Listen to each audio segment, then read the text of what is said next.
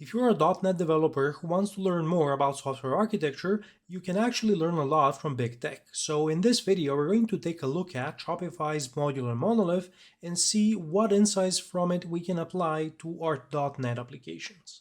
Shopify is one of the biggest e-commerce platforms in the world, and it might come as a surprise that the core of their system actually runs as a modular monolith. Now, it wasn't always a modular monolith. It started as a regular layered monolith application, but we're going to discuss how they landed on a modular monolith and what they did to improve their architecture. Now, to give you some sense of the scale that Shopify operates at, they have nearly 3 million lines of code in their code base. In last year's Black Friday sale, which is a good benchmark of the scale that they operate on, they handled more than 6 billion in sales, where the number of requests per minute peaked at around 500 million. Also, at peak, they operated at more than 50 million requests per second on their databases. So I'd say this is fairly impressive, and I think we would all like to work on a product that operates at this scale. So it's interesting to learn how they are using the modular monolith architecture to run their core platform.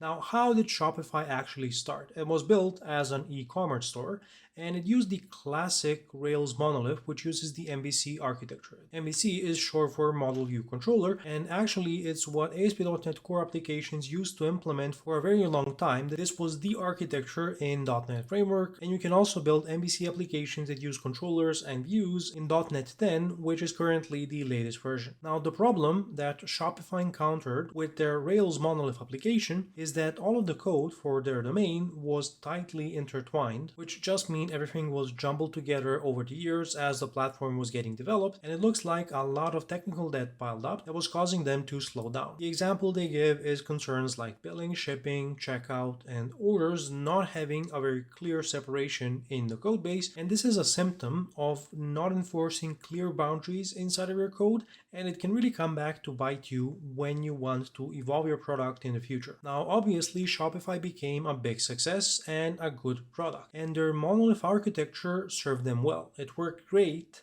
until it didn't. I have this theory that all monolith systems are either going to become what some would call a majestic monolith or just a big ball of mud. Now, what's symptomatic of a so-called big ball of mud is a lot of coupling between components without any clear boundaries enforced between them. Now, coupling itself isn't really a problem. A system that has no coupling probably isn't doing all that much. What we are actually after when architecting our solutions is controlling the coupling to some extent, but the bigger problem here is having no clear boundaries and a high degree of coupling, which means that whenever you make a change to, let's say, the tax calculation component, you inadvertently cause a bug or a breaking change within the shipping component, for example. And in large systems, that Shopify definitely is, side effects like these that show up in coupled components can be pretty problematic to solve, and they slow you down and reduce the rate that you can ship new features at. So a couple of pain points that they ran into, I already mentioned this, and the first one is fragile code. So for example, changing the tax logic will break the shipping logic or tests. Another pain point is that everything is coupled inside of your code base, and there's nothing preventing one domain from calling another. A side effect of this is a higher learning curve when you want to onboard a new teammate onto your system. They would have to learn many moving parts in order to be productive. And this is because there aren't clear boundaries enforced inside of the code base. And another pain point that they had is they had a large number of tests, more than 100,000 of them. Now, a small digression, having this number of tests in your code base, assuming they are high quality tests, is definitely a good thing to have. Now, why was this a problem in their case? Well, it was slow to execute, and this was something that they wanted to improve. So they sent out a survey to their developers, and they came to a consensus that the architecture which they had in place at the time was causing friction. So what could they do about it? Broadly speaking, they had three options. The first option was doing nothing and just staying with the existing monolith. The second option, which is the one they chose, was to migrate to a modular monolith. Now, this still kept them with a single deployment unit, but they got these strong boundaries that you get with a modular monolith architecture. I'll speak more on how we can achieve this in a moment. The option which they considered but did not choose was microservices, and this would also give them strong boundaries. However, it would come into cost of multiple deployment units, but also network overhead. And these were trade-offs that they didn't want to accept, so they went with a modular monolith. Now, I do believe this entire migration happened a couple of years ago, and it's not to say that they don't have dedicated services, which we could call microservices. However, their core system is a modular monolith. Before we discuss what a modular monolith is, let's spend a moment discussing why you would not choose microservices. If you care about automated deployments, using microservices means that you need to maintain multiple deployment pipelines, one for each of your services. Then there is the network latency overhead, which comes into play on every cross-service call. Another common aspect of microservices is that they usually come with their own database, which is isolated from all the others. So you can't easily query across domains. Now, most of the time this is a good thing, as it also enforces a boundary at the database level, which is a strict level of data separation. However, it begs the question, what do I do when I need this data and this other service owns it? Another pain point of microservices is that large-scale refactors are quite risky and they require coordinated multi-service deploys to get right. This is a much bigger undertaking than when you're working with a single deployment unit in a monolith. And of course, because you now have multiple dedicated services, you need to figure out how you're going to solve API versioning for each of the services. Are you going to maintain a singular API version for all of your services, or are you going to version each service independently, which causes version drift across your API, and it causes all sorts of headaches that you're going to have to think about. And in recent years, we've actually seen more than one example of big tech backing away from microservices as their default choice and being more open to embracing the monolith architecture. Now, what is a modular monolith? Here's an example of the same application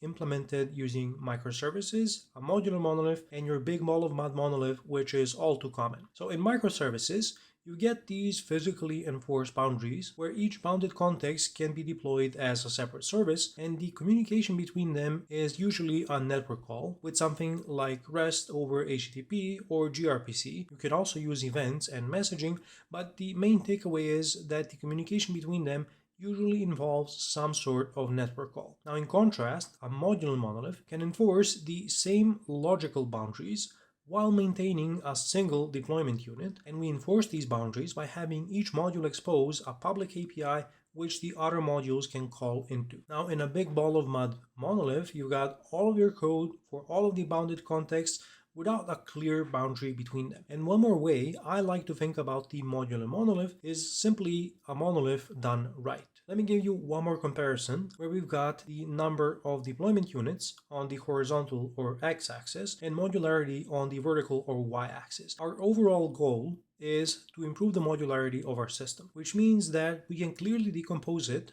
into a set of dedicated components that have high cohesion and they offer some functionality inside of our system. We typically expose this functionality as, let's say, API endpoints, which our client applications can call to trigger the desired behavior. Now, in a system with high modularity, we're going to have a number of these modular, well-isolated components with clearly defined cohesive behavior come together to form the complete system. And the benefit of modularity is being able to, again, control coupling as it becomes easier to figure out what depends on what. And also, when making changes to the components inside of our system, we've got a better way to control the impact of changes made inside of one component and the side effects that are caused within other components inside of our system, which is also the reason why microservices became so popular, because they give you a very easy way to enforce the boundaries within your system. Each microservice is its own boundary and is enforced by the very nature of the deployment architecture, where each microservice is a single deployment unit. Now, we can achieve the same level of modularity also in a monolith with a single deployment unit. And a nice way I like to think about this is that microservices elevate the logical boundaries that we have in place inside of the modular monolith into physical boundaries when we move into separate deployment units. So to give you a brief recap of what the modular monolith is, it's one deployment unit with strict internal boundaries between the modules and we've also got no network overhead. So Shopify started as a monolith, but they decided to migrate to a modular monolith. And the first stage of this journey was called componentization, which started as a very simple idea. Here on the right, you can see their actual starting point, and this was from an article they shared on their tech blog. And you can see a very similar folder structure to a typical MVC application or many layered architectures that we can see out there in the .NET space. So you've got folders like assets, channels, controllers, jobs, mailers, models, views, and so on. And it's very obvious that we are grouping components together based on their technical capability. So all controllers go inside of one folder, and all models go inside of one folder, and all data access goes inside of one folder. And this leads to a system with very low cohesion and no clear boundaries enforced between the components. So within the componentization process, they moved to a structure where they organize their system based on the business domain. So now you've got a components folder, and inside of it, you've got a dedicated business domain. So apps, billing, checkouts, taxes, things like orders and shipping will probably be their own components. And all they did within the componentization effort was just refactor their folder structure to improve the cohesion of their system and to group together related types. How did they do this? Well, they first listed out the 6,000 or so classes that they had in their system, and then they manually labeled each one with stakeholder input to figure out which domain it falls into.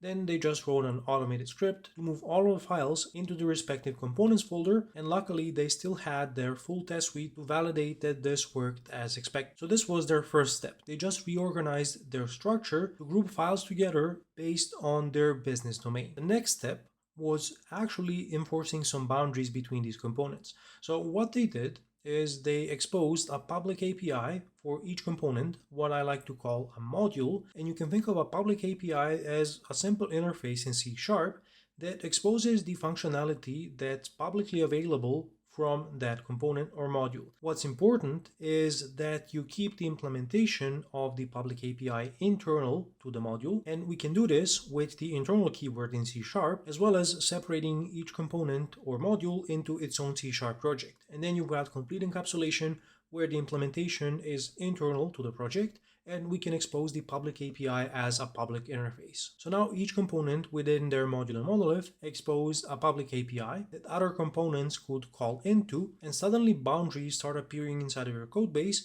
and you've got something to enforce those boundaries. Without a clearly defined public API, any component can call into the internal implementation details of other components. However, with the implementation details kept internal and a public API exposed, you've suddenly got a good way to enforce those boundaries. You can take this a level further by enforcing the boundaries at the database level. I've actually got a video about that, which is going to pop up in the corner right here, and I'm also going to leave it in the video description, where I show you how you can iteratively improve how much you're enforcing your boundaries, with the final level being enforcing the boundaries at the database with separate schemas for each component where the tables for each schema live, and then you introduce a dedicated user for each schema, and only the module where that schema belongs to can access those tables. Now optionally, you can grant extra permissions and expose some views which other modules can call into, although I'd still prefer to do this through the public API and my C#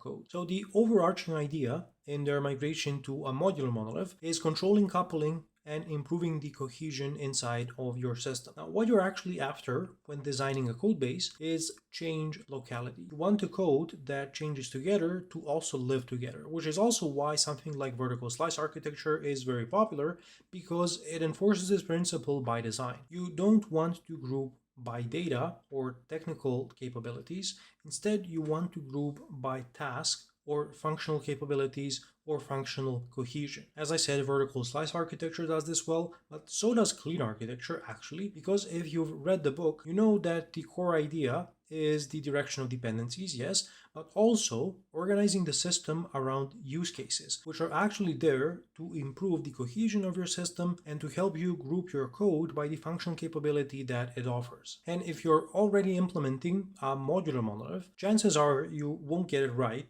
on the first try. And something I found symptomatic when I was first getting started with modular monoliths is when you have to make a small feature change, but it somehow affects multiple modules within your system. And this is actually a clear sign that you've got your boundaries implemented wrong.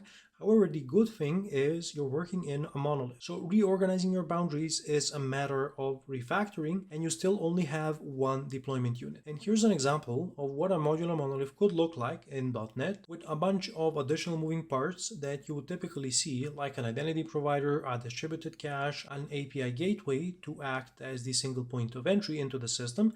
However, at the core, it's still just a single monolith with clearly defined boundaries between the modules inside of the modular monolith, each of them exposing a public API that the other modules can call. And additionally, in this case, I'm also enforcing the logical separation of the data for each module by having it live inside of a dedicated schema in the database. And yes, I know I have a typo at schema, but honestly, I've been using this picture for so long that I would feel bad correcting this. And if this architecture diagram looks interesting and you would like to see how I build this as a modular monolith completely from scratch, you can take a look at the pinned comment below to learn more about the modular monolith architecture. I'm also going to leave a sample code base that you can get for free in the description of this video, and if you want to learn more about modular monoliths, I highly recommend taking a look at this video next. If you enjoyed this video about Shopify's modular monolith, I ask you to gently tap the like button. Thanks a lot for watching, and until next time, stay awesome.